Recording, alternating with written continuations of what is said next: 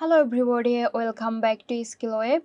In this video tutorial, I'm gonna show you how to get access to the new generative AI goal charts.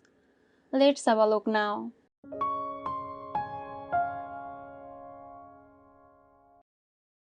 Open your browser and search for labs.google.com and then you will arrive at this landing page.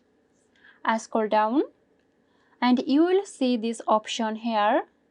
Click on Get Started under Charts Powered by Generative AI. It will take you to a new page. Now scroll down and click on Join to try.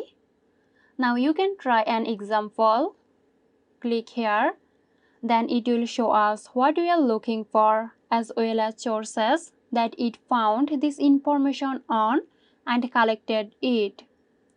So there you go. Hope you found this tutorial helpful. Stay tuned for more helpful tutorials here at Skillweb.